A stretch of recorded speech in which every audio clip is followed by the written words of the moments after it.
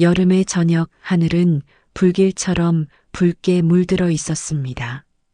뜨거운 공기 속에서 흙먼지가 떠다니고 어디선가 쇠망치로 철근을 두드리는 소리가 메아리처럼 울려왔습니다.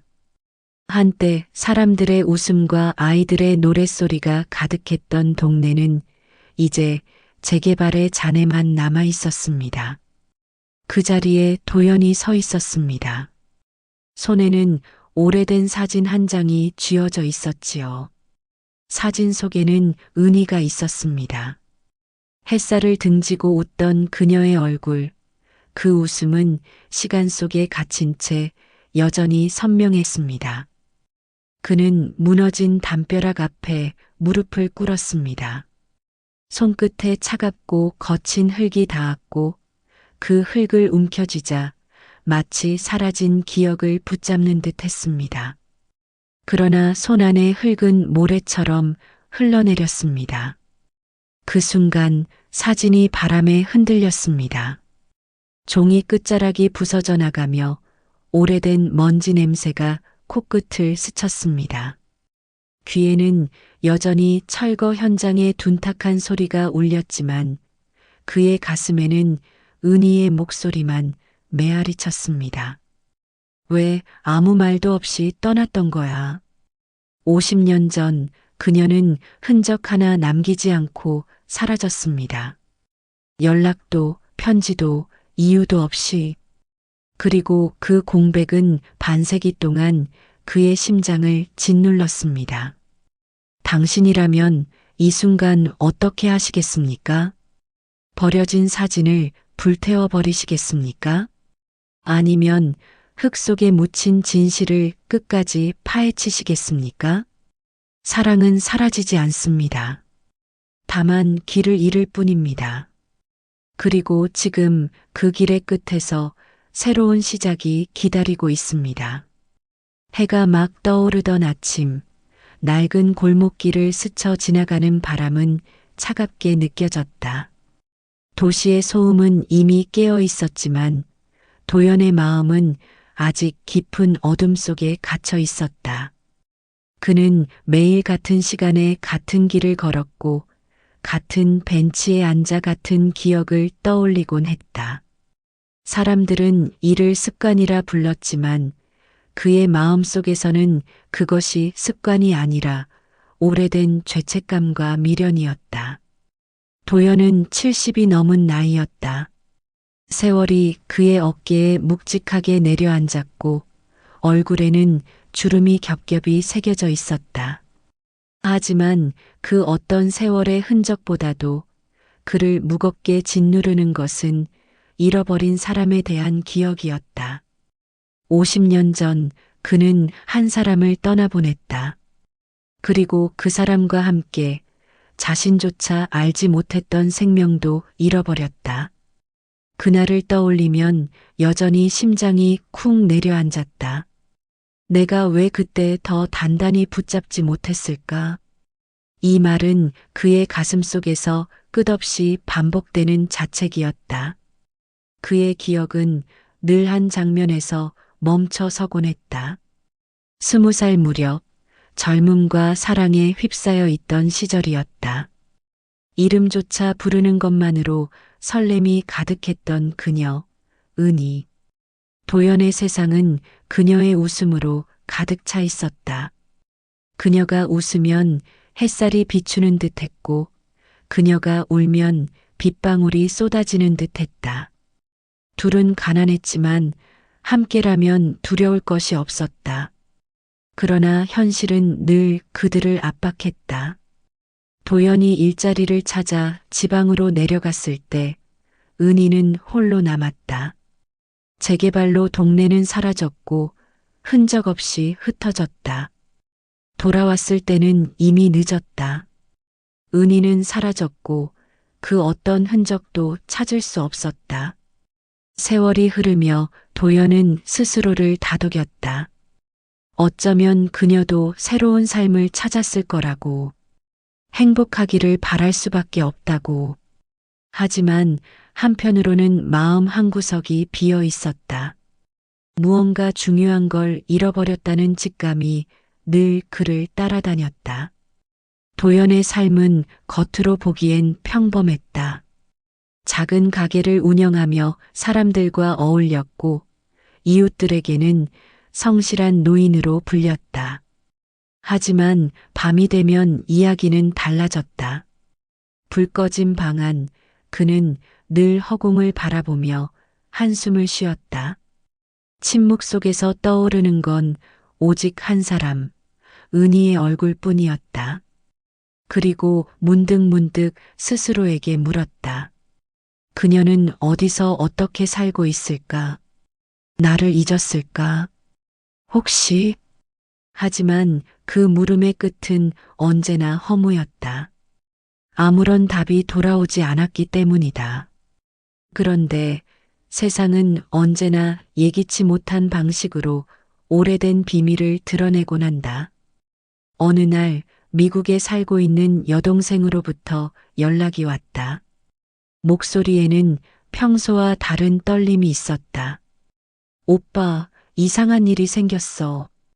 우리 손자가 재미삼아 DNA 검사를 했는데 그 순간 도연은 대수롭지 않게 생각했다. 요즘 젊은 세대는 호기심으로 그런 검사를 한다고 들었으니까. 하지만 이어지는 말은 그의 숨을 먹게 했다.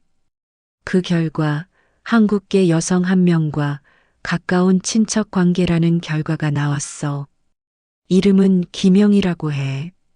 도연의 손이 떨렸다.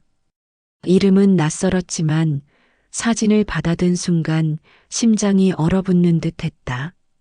사진 속 여인은 생전 처음 보는 얼굴이었지만 동시에 너무나 익숙했다.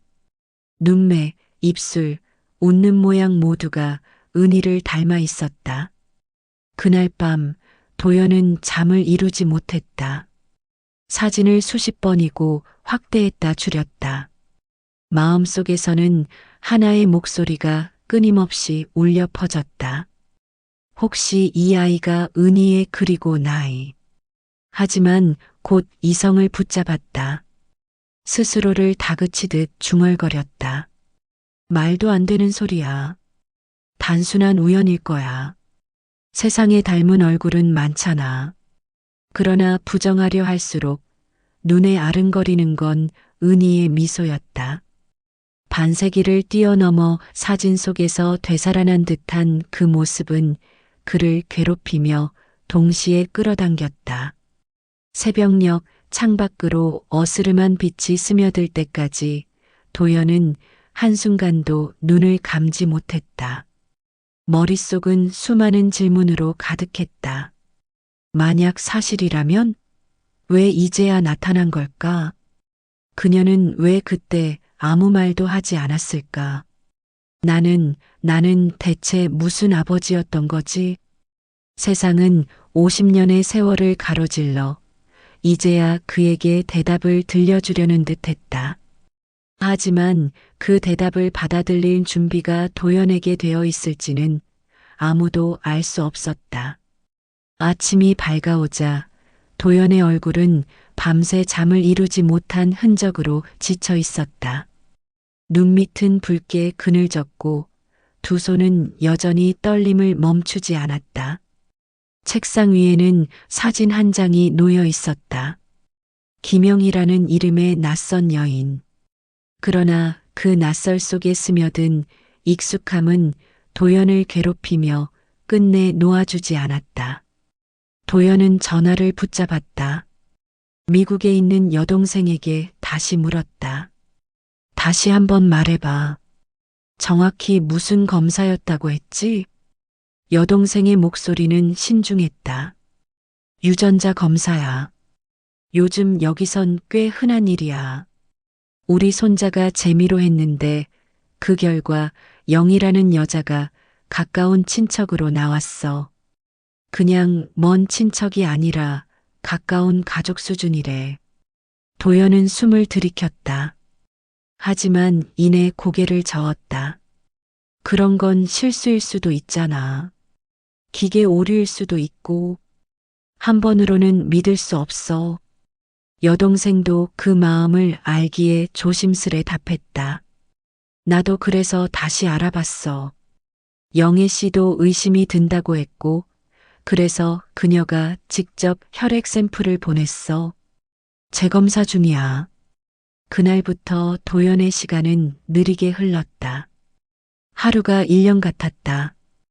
재검사 결과가 나오기까지는 이틀에서 사흘이 걸린다고 했지만 그 짧은 시간이 이렇게 길게 느껴질 줄은 몰랐다. 그는 밥을 먹는 둥 마는 둥 밤이면 창밖만 바라보았다.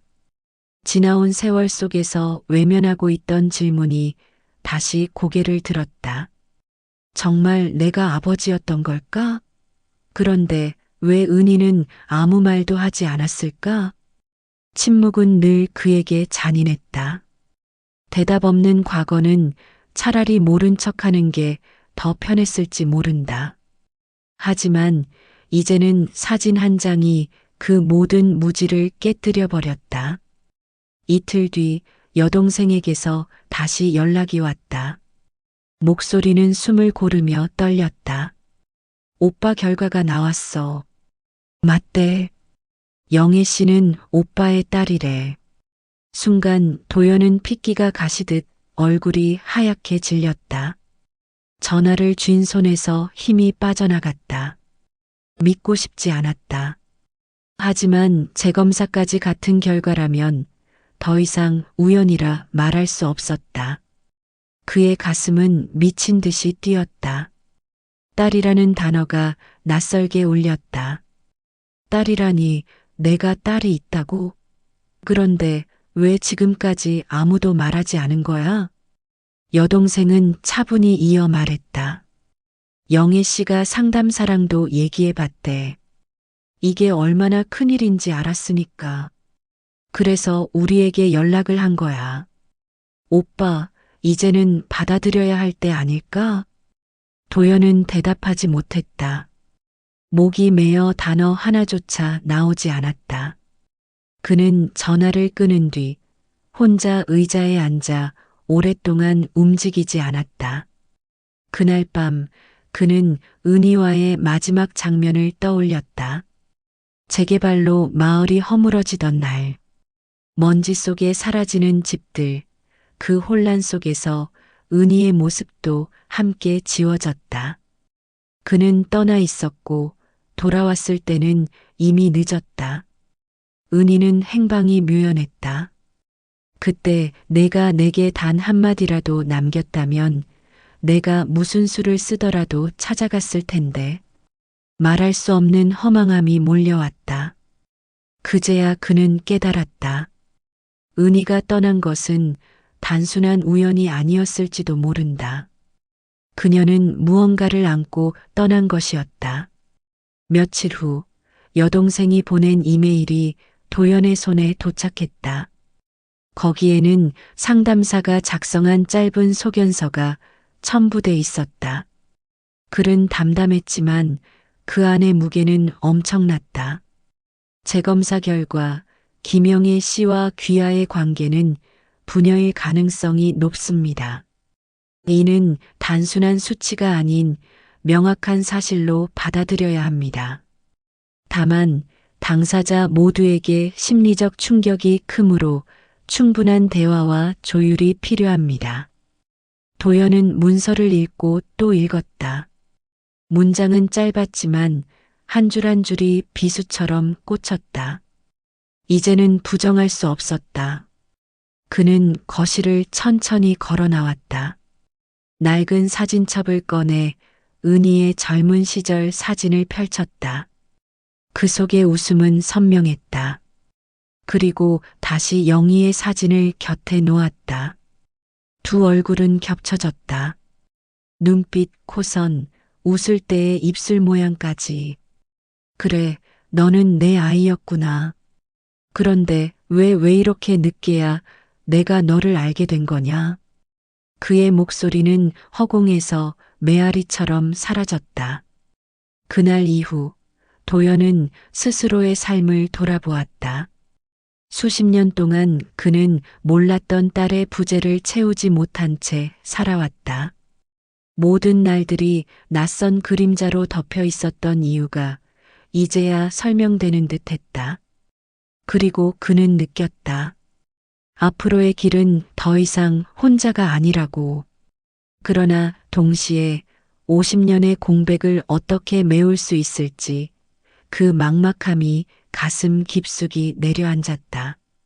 도연은 여전히 현실을 받아들이지 못한 채 며칠을 방황했다. 그의 마음은 부정과 두려움 사이를 끝없이 오갔다. 그러나 과학은 감정을 기다려주지 않았다. 미국에서 도착한 정밀 보고서는 냉정하고 동시에 피할 수 없었다. 그날 여동생이 보내온 서류 봉투를 열었을 때 그는 두 손을 떨며 문서를 꺼냈다. 종이는 하얗고 매끈했지만 그 표면은 도연의 눈앞에서 칼날처럼 빛났다. 서류에는 낯선 전문 용어와 수치들이 가득했다. 유전적 일치율 99.98%. 그 숫자는 도연의 숨을 멎게 만들었다. 숨을 고르려 했지만 목구멍이 막힌 듯 답답했다. 숫자는 거짓말을 하지 않았다. 반세기를 뛰어넘은 진실이 이제야 눈앞에 놓인 것이다. 보고서 하단에는 상담사의 소견이 적혀 있었다. 검사 결과는 의심의 여지 없이 부녀 관계를 지지합니다. 그러나 당사자 모두에게 심리적 충격이 예상되므로 대면 이전에 충분한 상담과 조율이 필요합니다. 이 문장을 읽는 순간 도연은 온몸이 무너져 내리는 듯한 충격을 받았다. 눈앞이 흐려지고 오래 참아왔던 눈물이 터져나왔다. 50년 동안 몰랐던 사실, 부정해왔던 진실이 이제는 더 이상 피할 수 없는 현실이 된 것이다. 며칠 뒤 도연은 용기를 내어 상담사와의 통화를 이어갔다. 상대방의 목소리는 차분하고 부드러웠다. 도연 씨, 받아들이기 어려우시죠? 하지만 유전자 검사는 단순한 추측이 아닙니다. 3번의 반복 검사 모두 같은 결과가 나왔습니다. 도연은 떨리는 목소리로 물었다. 그럼 그 아이가 정말 제 딸이라는 겁니까? 네. 그녀는 분명 도연 씨의 친딸입니다. 다만 이 사실을 두 분 모두가 어떻게 받아들이고 관계를 만들어 가느냐가 더 중요합니다. 도연은 한동안 아무 말도 하지 못했다. 마음속에 수많은 목소리가 뒤엉켰다. 왜 이제야 알게 된 거냐? 은희는 왜 말을 하지 않았을까? 나는 대체 무슨 아버지였던 거냐? 상담사는 조심스럽게 덧붙였다. 따님도 같은 혼란을 겪고 있습니다. 그녀도 태어나 처음으로 진실을 마주하고 있거든요. 아버지께서 어떤 마음으로 받아들이시느냐가 앞으로 그녀의 삶에 큰 영향을 미칠 겁니다. 그 말은 도연의 가슴을 깊이 파고들었다. 그는 자신이 이 사실을 어떻게 받아들이느냐에 따라 앞으로의 삶이 달라질 수 있다는 걸 깨달았다. 그날 밤 도연은 오랜만에 은희의 꿈을 꾸었다. 먼지 자욱한 골목길, 그 길 끝에서 은희가 돌아서며 미소를 지었다. 하지만 입술은 움직이지 않았다. 아무 말도 하지 못한 채 그녀는 다시 멀어져 갔다. 도연은 손을 뻗었지만 닿을 수 없었다. 그 꿈은 그에게 답 없는 질문을 다시 던졌다. 눈을 뜨자마자 그는 깊은 한숨을 내쉬었다. 왜 그땐 말하지 않았던 거야? 왜 나를 남겨두고 떠났던 거야? 다음 날 그는 책상 위에 2장의 사진을 나란히 놓았다. 하나는 젊은 은희의 사진, 다른 하나는 김영희의 사진이었다. 두 얼굴은 마치 시간의 거울 같았다. 과거와 현재가 겹쳐지는 순간 도연은 더 이상 눈을 피할 수 없었다. 그는 작은 목소리로 속삭였다. 그래, 이제는 부정할 수 없구나. 너는 내 딸이 맞구나. 그러나 진실을 알게 되었다고 해서 마음이 곧바로 가벼워지진 않았다. 오히려 무거운 돌덩이가 가슴 위에 놓인 듯 했다. 50년 동안 존재조차 몰랐던 딸, 그 공백의 세월을 어떻게 메울 수 있을까? 그는 답을 알지 못했다. 며칠 뒤 다시 상담사와의 화상 통화가 이어졌다. 상담사는 도연의 눈을 똑바로 바라보며 말했다. 도연 씨, 지금 중요한 건 과거가 아닙니다. 지금부터 무엇을 선택하시느냐예요. 따님은 아버지를 알고 싶어 합니다. 하지만 그녀도 두려움이 있습니다. 그 두려움을 함께 나누실 수 있나요? 도연은 침묵하다가 천천히 고개를 끄덕였다. 네. 이제는 피하지 않겠습니다. 그 순간 그의 마음속에서 아주 작은 변화가 시작됐다. 50년 동안 감추어져 있던 어둠 속에서 아주 희미한 빛이 스며드는 듯 했다. 아직은 불안정하고 흔들리지만 그것은 분명 새로운 시작을 알리는 빛이었다. 늦은 오후 하늘은 구름 사이로 붉은 햇살을 뿌리고 있었다. 도연은 오래된 서랍 속에서 낡은 안경을 꺼내 쓰고 작은 탁자 앞에 앉았다. 화면 위에 빛나는 전자우편 아이콘이 그의 시선을 붙잡았다. 여동생이 보내온 메일이었다. 오빠, 이제는 직접 이야기할 때야. 영애 씨가 아빠와 영상 통화를 원해. 그 문장을 읽는 순간 도연의 심장은 쿵 하고 내려앉았다. 마치 누군가가 갑자기 그의 등 뒤에서 등을 세게 밀어붙인 듯 했다. 수십 년 동안 상상조차 못했던 장면이 이제 현실로 다가오고 있었다. 그날 밤 그는 잠을 이룰 수 없었다. 손등 위로 맥박이 뛰는 것이 눈에 보일 정도였다. 내가 정말 그녀를 만날 수 있을까? 그녀가 날 아버지라 불러줄까? 머릿속은 끝없는 질문으로 가득했다. 하지만 동시에 또 다른 목소리가 그를 괴롭혔다. 만약 그녀가 날 원망한다면? 버림받았다고 생각한다면? 그 불안은 그를 꼼짝 못하게 했다. 그러나 이제 도망칠 수 없다는 것도 잘 알고 있었다. 약속된 시간, 도연은 작은 노트북을 켰다. 화면은 까맣게 비어 있었지만 그 공허함 속에서 이미 그의 가슴은 쿵쾅거렸다. 잠시 후 신호음이 울렸다.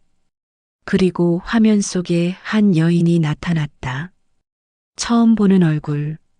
그러나 동시에 너무나 익숙한 얼굴. 서연이었다. 그녀의 눈빛은 도연이 오래전 사랑했던 은희와 똑같았다. 그 눈동자 속에서 도연은 순식간에 반세기 전의 기억으로 끌려갔다. 벚꽃이 흩날리던 봄날, 은희가 웃으며 부르던 그의 이름. 그 순간과 지금이 겹쳐졌다. 둘 사이에 침묵이 흘렀다.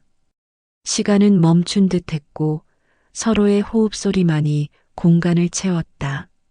마침내 서연이 입을 열었다. 목소리는 낮았지만 그 안에 담긴 떨림은 화면 너머로도 전해졌다. 당신이 제 아버지인가요? 그 한마디는 도연의 가슴을 세차게 흔들었다. 50년의 공백을 가르고 나온 목소리였다. 그는 한동안 아무 말도 하지 못했다. 목이 메어 단어가 나오지 않았다. 겨우 짧은 숨을 고른 뒤 그는 떨리는 목소리로 대답했다. 그래, 그렇단다. 이제야 내가 내 딸이라는 걸 알았다. 서연의 눈가에 눈물이 맺혔다. 그녀는 고개를 살짝 떨구며 속삭였다. 왜 이제야 알려주신 거예요? 왜 이렇게 늦었죠? 도연의 가슴은 무너져 내렸다. 그는 손으로 얼굴을 감싸며 겨우 목소리를 내었다. 아버지도 몰랐다. 내가 태어난 줄도 몰랐다. 내 엄마가 아무 말도 하지 않고 떠나버렸어. 나는 그때 아무것도 알 수 없었단다. 그 말은 고백이자 변명이었다. 그리고 동시에 지난 세월 내내 그가 스스로에게 던졌던 질문의 답이기도 했다. 둘은 한동안 울음을 삼키며 침묵했다. 하지만 그 침묵 속에는 분노도 원망도 아닌 새로운 연결이 자라나고 있었다. 서연은 조심스레 손에 쥔 작은 목걸이를 꺼내 보였다. 펜던트 안에는 낯선 청년의 흑백 사진이 들어 있었다. 이건 제가 어릴 때부터 갖고 있던 거예요. 양어머니가 물려주셨는데 누구인지는 몰랐어요. 그런데 혹시 이 사람이 도연은 사진을 보는 순간 숨이 멎었다. 그것은 젊은 시절의 자신의 얼굴이었다. 은희가 몰래 간직하고 있던 사진. 그리고 그 사진이 어떻게든 딸의 손에까지 전해진 것이다. 그는 떨리는 손으로 화면을 향해 내밀듯 말했다. 그래, 맞아. 저 사진 속 사람은 바로 나야. 그 순간 서연의 눈물이 터져 나왔다. 도연도 더 이상 울음을 참을 수 없었다. 서로의 눈물이 화면 위에서 번져 내렸다. 그러나 울음은 슬픔만을 의미하지 않았다. 그것은 잃어버린 시간 위에 다리를 놓는 의식이었다. 두 사람은 50년의 공백을 메우기 시작한 것이다. 잠시 후 서연은 웃음을 띠며 조심스레 말했다. 아버지라고 불러도 될까요? 그 한마디에 도연은 고개를 끄덕이며 눈물을 닦았다. 그럼. 이제야 내가 내 딸이라고 부를 수 있으니 마음껏 불러다오. 그 짧은 대화는 길고 험난한 세월을 건너온 두 사람에게 작은 희망의 등불이 되었다. 통화가 끝나고 방 안은 다시 조용해졌다. 그러나 도연의 마음은 이전과 같지 않았다. 그는 속삭였다. 은희야, 우리 아이가 이렇게 잘 자라서 날 찾아왔어. 이제는 늦었지만 나라도 끝까지 지켜줄게. 창밖으로 저녁 노을이 지고 있었다. 하지만 그 빛은 새로운 시작을 알리는 듯 따뜻하게 번져갔다. 늦은 밤 서연은 자신의 방에서 오래된 상자를 꺼내 놓았다. 두꺼운 종이 냄새가 방 안을 감돌았다. 상자 속에는 수십 년 동안 그녀와 함께 해온 조각들이 담겨 있었다. 사진, 작은 목걸이, 손때 묻은 일기장. 그 모든 것들은 그녀의 정체성을 설명해 줄 것 같았지만 동시에 끝내 답을 주지 못한 채 의문으로만 남아 있었다. 서연은 미국에서 자랐다. 어린 시절의 기억은 비교적 따뜻했다. 양부모는 성실하고 다정한 사람들이었다. 아버지는 철물점을 운영했고 어머니는 교회 합창단에서 노래를 불렀다. 그들의 품에서 서연은 부족함 없이 자랐다. 그러나 마음 깊은 곳, 설명할 수 없는 빈자리가 늘 있었다. 친구들이 가족 사진을 보여줄 때마다 서연은 알 수 없는 소외감을 느꼈다. 자신의 눈매와 너무 다른 부모님의 얼굴, 설명할 수 없는 혈통의 거리감. 양어머니는 늘 다정히 말했다. 너는 우리에게 온 선물이야. 그 말이 거짓이라고 생각해 본 적은 없었다. 하지만 동시에 그 말만으로는 채워지지 않는 공허가 있었다. 청소년 시절 그녀는 거울 앞에 자주 섰다. 거울 속 얼굴은 낯설었다. 나는 어디에서 온 걸까? 왜 이렇게 다른 걸까? 그때부터 그녀의 일기는 질문으로 가득했다. 내 뿌리는 어디인가? 내 진짜 이름은 무엇인가? 나를 낳아준 사람은 누구인가? 하지만 물어볼 수 없었다. 양부모에게 상처를 줄까 두려웠다. 그래서 질문은 마음속에서만 자라났다. 서연이 DNA 검사라는 선택을 하게 된 건 아주 사소한 계기였다. 대학 시절 친구들과 유전자 키트를 주문해 재미삼아 검사를 하기로 한 것이다. 누구는 자신의 유럽 혈통 비율을 확인했고, 누구는 질병 예측 정보를 얻었다. 하지만 서연의 결과는 달랐다. 화면에 뜬 이름 하나. 낯선 한국계 여성과의 유전적 일치. 그리고 그 아래에 가까운 친척이라는 표시. 처음엔 잘못된 줄 알았다. 그러나 반복된 결과는 같았다. 그녀는 며칠 동안 혼란 속에서 잠을 이루지 못했다. 이게 무슨 뜻이지? 내가 모르는 가족이 있다는 건가? 이후 검사는 더 깊어졌다. 혈액 샘플을 보내고 정밀 검사가 이어졌다. 그 결과는 더 놀라웠다. 한국에 있는 한 가족과 강력한 혈연 관계가 드러난 것이다. 상담사가 설명하던 순간 서연은 숨이 막히는 듯 했다. 당신의 생물학적 아버지는 한국에 있습니다. 그 말은 서연의 세계를 완전히 흔들어 놓았다. 양부모에 대한 사랑이 사라진 건 아니었다. 하지만 이제 그녀는 자신이 누구인지에 대한 답을 찾아야만 했다. 처음으로 여동생의 이메일을 받았을 때 서연은 오랫동안 망설였다. 화면에 떠 있는 도연이라는 이름, 그리고 아버지라는 단어. 그녀는 그 단어를 수십 번 지웠다. 다시 쓰기를 반복했다. 아버지라고 부를 수 있을까? 아니, 그는 날 몰랐는데, 날 원치 않았는데, 왜 이제야? 혼란과 분노, 그리고 호기심이 한꺼번에 몰려왔다. 그녀는 상담사와 긴 대화를 나눴다. 상담사는 조용히 말했다. 당신이 느끼는 분노는 당연합니다. 하지만 그가 몰랐다는 가능성도 열어두세요. 중요한 건 당신이 어떤 선택을 하느냐입니다.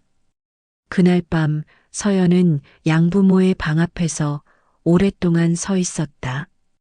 결국 문을 두드리진 못했다. 차마 입이 떨어지지 않았다.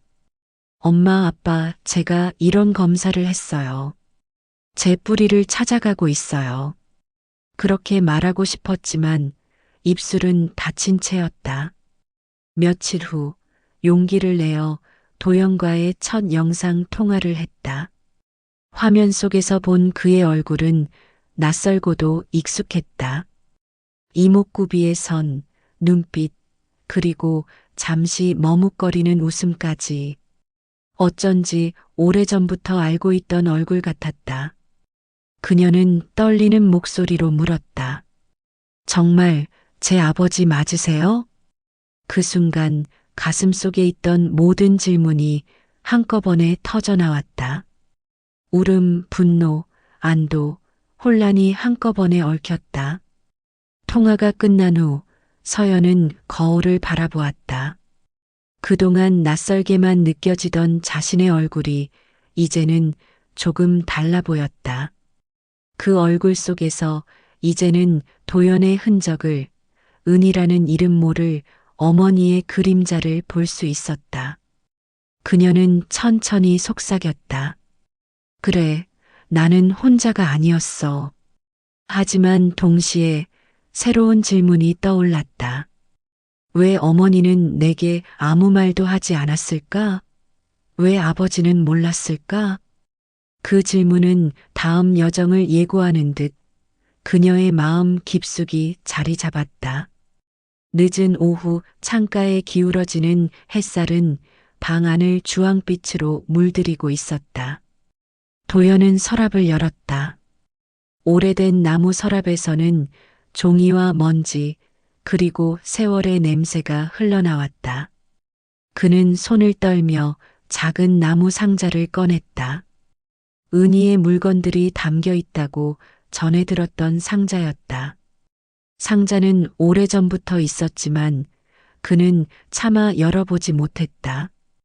그 안에 무엇이 들어있을지, 어떤 기억이 되살아날지 두려웠기 때문이다. 하지만 이제는 달랐다. 딸이 나타났고 진실이 드러났다. 더 이상 회피할 수 없었다. 조심스레 뚜껑을 열자 빛바랜 손수건, 작은 빛, 그리고 봉투 하나가 눈에 들어왔다. 봉투는 노랗게 변해 있었고 모서리는 닳아 있었다. 앞면에는 낯익은 글씨가 적혀 있었다. 도연에게. 그 순간 도연의 손이 멈췄다. 심장이 세차게 뛰기 시작했다. 목구멍이 막혀 숨이 가빠졌다. 50년 만에 그녀의 목소리가 다시 들려오는 듯했다. 도연은 봉투를 떨리는 손으로 열었다. 안에서 나온 종이는 바스락거리는 소리를 냈다. 글씨는 조금 번져 있었지만 여전히 또렷했다. 도연에게. 이 편지를 쓸 때 나는 많은 밤을 울며 지새웠어. 당신이 알지 못하는 사실을 말해야 하지만 끝내 직접 전하지 못한 채 이렇게 글로 남긴다. 내 뱃속에 당신의 아이가 있어. 당신이 떠난 뒤 알게 되었어. 하지만 그때 나는 너무 두려웠어. 당신은 일자리를 찾아 멀리 갔고 동네는 재개발로 무너졌지. 나는 어디로 가야 할지 몰랐어. 내 부모님은 아이를 혼자 키우는 여자를 받아들이지 않았어. 차가운 시선 속에서 나는 선택해야 했어. 당신에게 알리면 당신의 삶까지 망가뜨릴 거라 생각했어. 그래서 결국 아무 말도 하지 못했어. 글씨는 점점 더 흔들리고 있었다. 먹물이 번져 있는 자리는 그녀가 울며 글을 썼다는 증거였다. 도연의 눈가도 뜨겁게 젖어들었다. 그는 더 이상 숨을 고를 수 없었다. 편지는 계속 이어졌다. 나는 결국 아이를 안고 떠날 수밖에 없었어. 한국에서는 살아갈 수 없다고 생각했어. 그래서 먼 나라 미국으로 향했지. 그곳에서 새로운 이름으로 살아야 했어. 나는 매일 당신을 떠올렸어. 당신이 웃으며 내 이름을 부르던 그 목소리를. 하지만 편지를 쓸 용기를 내지 못했어. 내 삶이 너무 복잡했고 당신을 붙잡을 수 없다고 생각했으니까. 혹시 이 편지를 당신이 언젠가 보게 된다면 내 부탁은 하나야. 우리 아이를 원망하지 말아줘. 그 아이는 아무 잘못도 없어. 나의 두려움과 선택이 만든 길일 뿐이야. 그 마지막 문장을 읽는 순간 도연은 펜을 놓은 듯 무너져 내렸다. 온몸이 떨렸고 눈물이 종이 위로 뚝뚝 떨어졌다. 은희야, 왜 그때, 왜 나에게 말하지 않았던 거야? 내가 있었다면 내가 지켰을 텐데. 그의 목소리는 흐느낌 속에 파묻혔다. 하지만 동시에 오랜 의문이 풀려나가는 듯했다. 이제 그는 알았다. 은희가 왜 사라졌는지, 왜 자신이 몰랐는지. 그것은 배신이 아니라 두려움이었다. 사랑이 없어서가 아니라 사랑 때문에 떠날 수밖에 없었던 것이었다. 잠시 후 방문이 열리며 서연이 들어왔다. 그녀의 눈길이 도연의 손에 들린 편지로 향했다. 그게 엄마의 편지인가요? 도연은 고개를 끄덕이며 종이를 내밀었다. 서연은 천천히 편지를 받아들고 읽기 시작했다. 그녀의 눈에도 눈물이 고였다. 글씨 하나하나에 스며든 엄마의 목소리가 그녀의 마음을 흔들었다. 서연은 떨리는 목소리로 말했다. 엄마는 저를 버린 게 아니었군요. 저를 지키려고 그렇게 한 거였군요. 도연은 서연의 어깨에 손을 얹었다. 그래. 내 엄마는 널 지키려 했던 거야. 그게 오히려 우리를 갈라놓았지만 결국 이렇게 다시 만나게 했구나. 둘은 오래도록 서로의 손을 꼭 잡았다. 편지는 단순한 종이가 아니었다. 그것은 50년의 침묵 끝에 드러난 목소리였고 잃어버린 사랑과 부녀의 연결고리였다. 창밖으로 어둠이 내리고 있었다. 그러나 방 안은 마치 은은한 빛으로 가득 차 있었다. 은희의 편지는 살아남은 두 사람에게 새로운 길을 밝혀주고 있었다. 밤이 깊어가고 있었다. 창밖에서는 매미 소리가 잦아들고 대신 풀벌레의 합창이 이어졌다. 작은 방 안에는 여전히 은희의 편지에서 흘러나온 여운이 감돌고 있었다. 도연은 편지를 접어 조심스레 봉투에 넣었다. 종이를 만지는 손길은 마치 오래 잃었던 사랑을 어루만지는 듯 한없이 느리고 부드러웠다. 서연은 침묵 속에서 아버지를 바라보았다. 그녀의 눈가에도 아직 눈물이 맺혀 있었지만 그 눈물은 슬픔만이 아니었다. 그 안에는 이해와 용서, 그리고 새로운 시작의 빛이 함께 깃들어 있었다. 아버지. 서연이 조심스레 입을 열었다. 내 엄마가 널 지키려 했다는 걸 이제야 알았다. 미안하다, 서연아. 난 내가 세상에 있다는 걸 몰랐다. 그 오랜 세월 동안 너 혼자 얼마나 외로웠을까. 그의 목소리는 쉰 듯 떨렸지만 진심이 담겨 있었다. 서연은 고개를 저으며 미소를 지었다. 저도 몰랐어요. 아버지가 있다는 걸. 그냥 세상 어딘가에 나와 닮은 사람이 있을지도 모른다고만 생각했어요. 그게 늘 허전했죠. 그녀는 잠시 숨을 고르더니 힘주어 덧붙였다. 하지만 이제 알았잖아요. 우리 다시 시작할 수 있잖아요. 그 순간 도연의 눈이 젖었다. 그는 손을 내밀어 서연의 손을 꼭 잡았다.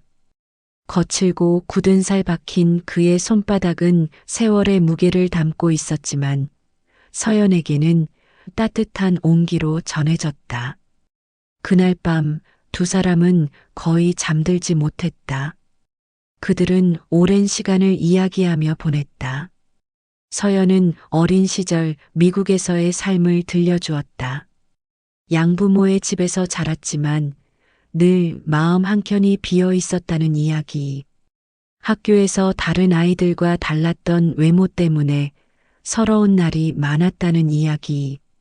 하지만 동시에 양부모가 그녀를 사랑으로 키워주었고 그 덕분에 지금까지 살아올 수 있었다는 감사의 마음도 털어놓았다. 도연은 자신의 이야기를 나눴다. 은희와의 짧지만 깊었던 사랑, 그녀가 사라진 뒤 허무하게 무너져버린 날들, 그리고 이후에 긴 세월을 홀로 살아내야 했던 고독을. 두 사람의 대화는 조심스럽게 이어졌지만 점점 더 자연스럽게 흘러갔다. 마치 오래전부터 나누지 못했던 말을 이제야 쏟아내는 듯 말끝마다 서로를 확인하고 위로하는 눈빛이 오갔다. 새벽녘 창문 사이로 푸른빛이 스며들었다. 잠시 침묵이 흐르다가 도연이 낮게 말했다. 서연아, 내가 내 딸이라는 게 아직도 믿기지 않는다. 하지만 내 마음은 벌써 받아들였어. 내가 내 옆에 있다는 게, 이렇게 손을 잡고 있다는 게 기적 같다. 서연은 고개를 끄덕이며 답했다. 저도 그래요. 오랜 시간 기다려온 자리가 이제야 채워진 것 같아요. 이제 저 아버지라고 불러도 될까요? 그 말에 도연의 목소리가 잠시 멈췄다. 눈물이 차올라 아무 대답도 할 수 없었다. 대신 그는 서연을 품에 안았다. 서툴고 어색한 포옹이었지만 그 안에는 깊은 진심이 담겨 있었다. 그날 이후 두 사람의 관계는 조금씩 달라지기 시작했다. 도연은 매일 아침 서연과 함께 식사를 하며 하루를 시작했다. 서연은 도연이 오랫동안 혼자 지내며 잊었던 작은 습관들을 다시 일깨워 주었다. 집 앞 텃밭에 물을 주며 함께 웃고 오래된 앨범을 펼쳐보며 과거의 사진 속 이야기를 이어갔다. 물론 어색한 순간도 있었다. 서로 다른 나라와 다른 문화에서 살아온 시간만큼 생각과 습관이 엇갈리는 순간도 많았다. 하지만 그때마다 둘은 은희의 편지를 떠올렸다. 아이는 아무 잘못도 없어. 나의 두려움이 만든 길일 뿐이야. 그 문장은 둘을 다시 이어주는 다리가 되어 주었다. 며칠 뒤 서연은 작은 상자를 아버지 앞에 내밀었다. 상자 안에는 그녀가 미국에서 간직해온 추억들이 담겨 있었다. 유년 시절의 사진, 양부모와 함께 웃고 있는 모습, 그리고 최근 유전자 검사를 통해 알게 된 친족관계 결과지. 이건 제가 살아온 길이에요. 아버지가 모르던 제 삶의 한 조각들이에요. 도연은 사진을 한 장씩 천천히 바라보았다. 어린 서연의 웃음 속에서 그는 은희의 눈매를 보았다. 청년이 된 모습에서는 자신의 얼굴선이 겹쳐졌다. 그는 사진을 끌어안으며 낮게 말했다. 이제야 알겠구나. 넌 내 딸이었구나. 내 피와 은희의 피가 흐르고 있구나. 밤이 깊을수록 두 사람은 더 이상 과거의 그림자에 갇히지 않았다. 그들은 오히려 새로운 이야기들을 써내려가기 시작했다. 서연은 조심스레 제안했다. 아버지, 엄마를 기리는 무언가를 하면 어떨까요? 우리가 함께 그녀가 남기고 간 흔적을 이어가는 거예요. 도연은 잠시 생각하다가 고개를 끄덕였다. 좋다. 은희가 좋아하던 들꽃을 함께 심자. 이 집 마당에. 그러면 매의 꽃이 피고 지며 그녀의 목소리가 우리 곁에 있을 거야. 서연은 밝게 웃었다. 그 웃음 속에는 이제 더 이상 외로움이 아닌 새로운 가족의 온기가 깃들어 있었다. 그날 밤 도연은 잠들기 전 속으로 은희에게 말을 걸었다. 은희야, 내가 못 지킨 자리를 이제 내가 지키마. 내가 두려워 떠났던 아이, 내가 이제 곁에 두고 살아가마. 고맙다. 서연을 내게 남겨주어서. 창밖으로 별빛이 가득 번지고 있었다. 50년의 공백 끝에 부녀의 자리가 이제야 채워지고 있었다. 늦여름의 햇살이 부드럽게 내려앉은 오후였다. 마당 한켠에는 작은 탁자가 놓였고 그 위에는 은희의 사진과 꽃 한 다발이 올려져 있었다. 사진 속 그녀는 오래전 모습 그대로였다. 환하게 웃고 있는 얼굴은 마치 지금이라도 괜찮아라고 말해줄 것만 같았다. 도연과 서연은 마주 앉아 있었다. 둘 사이에는 여전히 긴장과 설렘이 교차하고 있었지만 오늘만큼은 함께해야 한다는 걸 잘 알고 있었다. 이 의뢰는 단순한 추억이 아니라 새로운 가족으로 거듭나는 다짐이었기 때문이다. 서연이 조심스레 봉투를 열었다.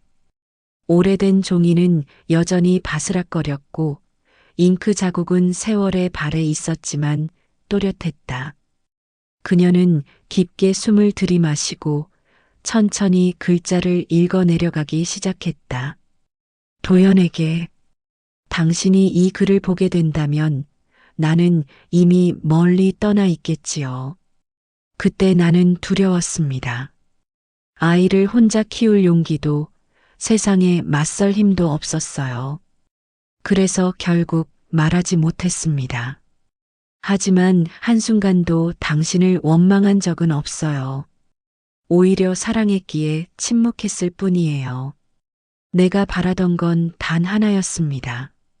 언젠가 당신이 아이를 만나게 되기를, 그리고 그 아이가 당신의 손을 잡고 웃을 수 있기를. 서연의 목소리는 떨렸지만 또렷하게 울려 퍼졌다. 바람이 불어와 종이 가장자리를 스쳤고 매미 소리 대신 새소리가 잔잔히 이어졌다. 마치 주변의 모든 자연이 편지의 목소리를 함께 듣고 있는 듯 했다. 도연은 고개를 숙인 채 눈을 감았다. 그는 편지를 듣는 내내 마치 은희가 곁에 앉아 직접 말해주고 있는 듯한 착각에 빠져들었다. 그의 가슴은 무겁게 벅차올랐다. 편지의 마지막 부분이 이어졌다. 부탁합니다. 우리 아이를 품어주세요. 그 아이는 제 삶의 이유였고 당신과 나의 사랑이 남긴 가장 큰 선물이었습니다.